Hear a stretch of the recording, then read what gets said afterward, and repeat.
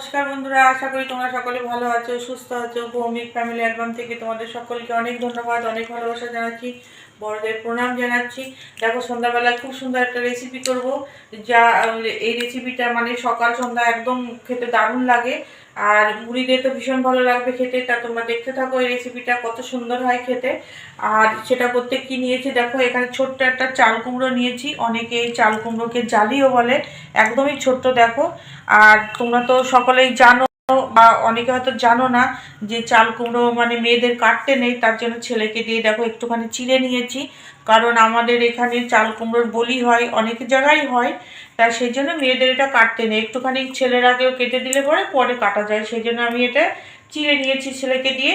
তা প্রথমে আমি এই চাল কুমড়োটাকে আমি এই খোসাটা ছাড়িয়ে নেব। এটা আমি করে নিতে পারতাম, তোমাদের দেখানোর জন্য আমি এটা তোমাদের সামনেই করব। দেখো, এভাবে খোসাটা ছাড়িয়ে নেব, একদম চট জলদি হয়ে যাবে, কিন্তু খেতে দারুণ লাগবে।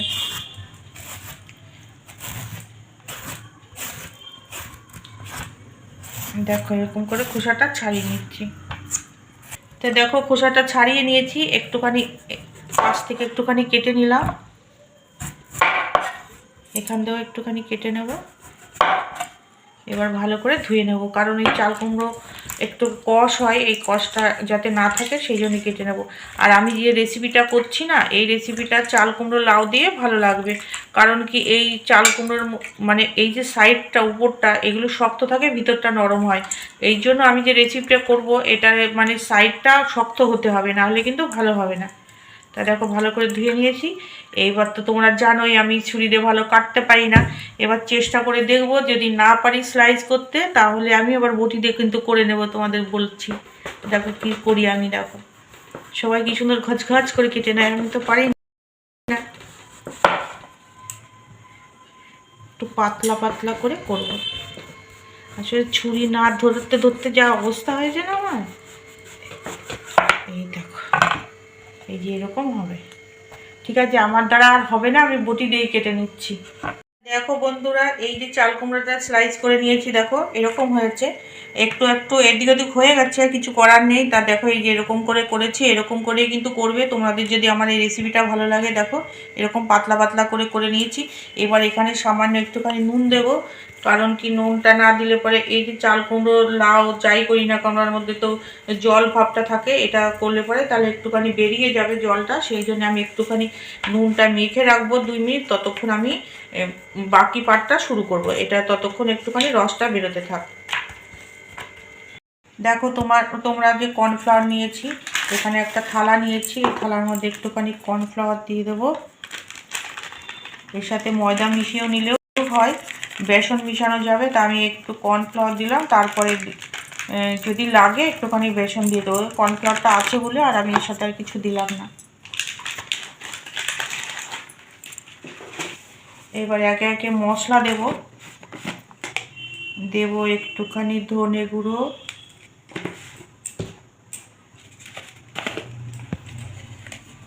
গোলমরিচ গুঁড়ো, একদম সামান্য সামান্য দিচ্ছি। দেব এখানে জিরে গুঁড়ো,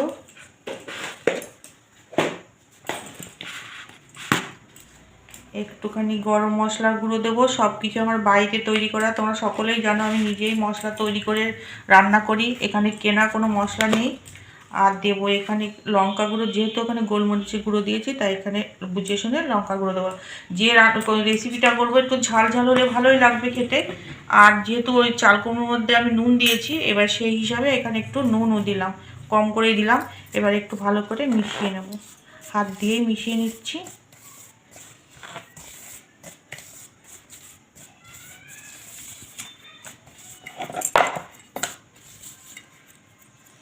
এবার দেখো, চাল কুমড়োগুলো দেখো কেমন, দেখো রস বেরোচ্ছে, দেখো এই দেখো।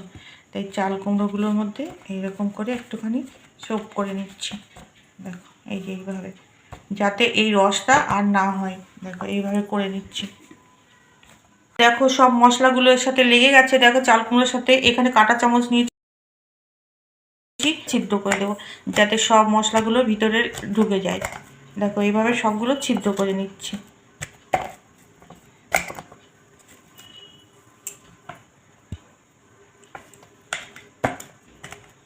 তোমরা এখানে সামান্য একটুখানি কর্নফ্লাওয়ার নিয়েছি, আর এখানে বেসন নিয়েছি, এখানে একটুখানি গোলমরিচ গুঁড়ো আবারও দিয়ে দিলাম, আর দেবো সামান্য একটুখানি নুন, দেবো একদম সামান্য একটুখানি নুন দিলাম। এবার এখানে একটা পাতলা একটা ব্যাটার তৈরি করে নেব। দেখো একসাথে মিশিয়ে নিলাম। এবার পাতলা করে একটা ব্যাটার তৈরি, থালাটা ছিল এই থালাটার মধ্যেই আমি করে নিচ্ছি।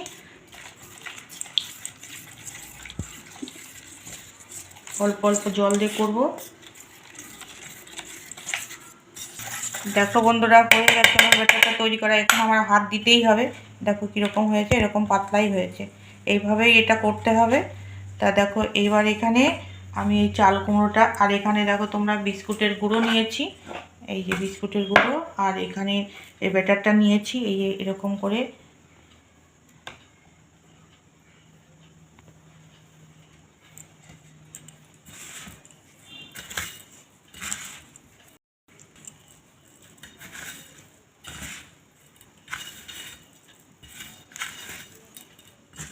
দেখো এইভাবে এই করে নিলাম।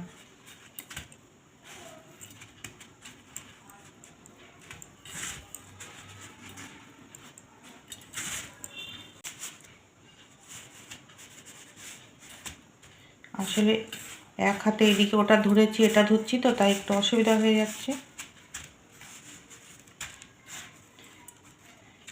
দেখো তোমরা একটু কিন্তু খাটনি না, দেখো একবারে সব কিছু হয়ে গেল। দেখো এই দেখো এটাও হয়ে গেল। এইবার এইভাবে বাকিগুলো করে নিচ্ছি। তা দেখো বন্ধুরা, রান্নাঘরে চলে এসেছি, আর এখানে তেলটা দিয়েছি, সাদা তেল, অনেকটা তেল দিয়েছি, কারণ এটা ডোবা তেলে ভাজতে হবে। তার তেলটা গরম হয়ে গেছে, এখানে দেখো ছেড়ে দিচ্ছি।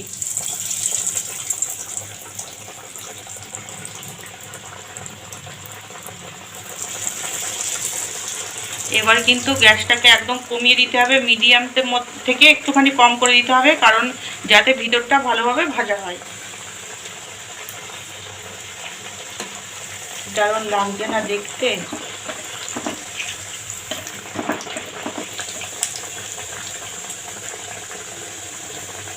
এবার তোমরা বলো, সুন্দর একটা রেসিপি না বলো? একদম ইউনিক একটা রেসিপি।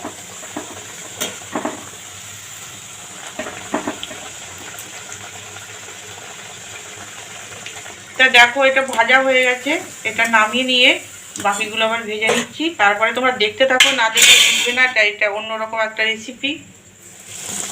দেখো তোমরা আবার ভাজাগুলো একদম রেডি হয়ে গেছে। এবার এটা আবার 2 মিনিট পরে আবার ভাজবো। এটা ঠান্ডা হলে আবার এই যে তেল আছে, এই তেলে দিয়ে আবার ভাজবো। তাহলে কি হবে, এই যে ভিতরটা সুন্দরভাবে সেদ্ধ হবে আর কুরকুরে হবে, দারুণ লাগবে খেতে। তাই এটা ঠান্ডা হতে আর একটুখানি বাকি আছে, ঠান্ডাটা হলে তারপর আবার করছি। এটা দেখো আমি হাত দিচ্ছি, এবার আমি আবার ছেড়ে দেবো। এবার একটুখানি ধৈর্য ধরে, সময় ধরে একটু ভাজতে হবে। আসলে ভালো কিছু খেতে গেলে একটু সময় ধরে করতে হবে। এবার গ্যাসটাকে আমি কমিয়ে দেব।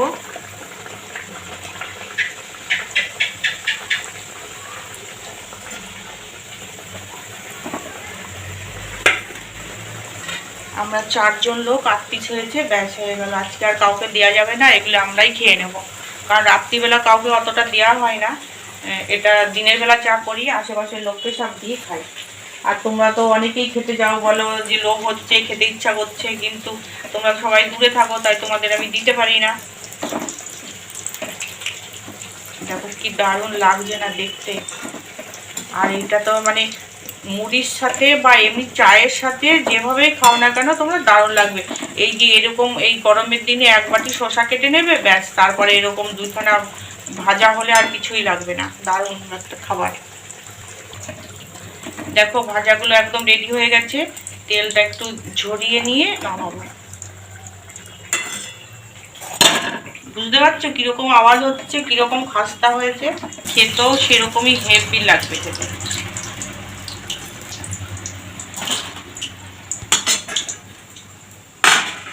তো দেখো বন্ধুরা, রান্নাঘর থেকে খাবার ঘরে চলে এসেছি, আর এত সুন্দর খাবার, আর লোক মানে কি লোক সামলাতে পারছি না। দারুণ খেতে, আমি কি বলবো, দারুণ দারুণ খেতে। তা তোমরা অবশ্যই অবশ্যই বাড়িতে তৈরি করো। তোমরা নতুন বন্ধু হলে অবশ্যই আমাকে সাবস্ক্রাইব করে দেবে, লাইক দিতে কেউ ভুলো না। তোমরা সবাই ভালো থেকো, সুস্থ থেকো। এখন খাবো, ঠান্ডা হয়ে যাবে। রাখছি তাহলে, টাটা।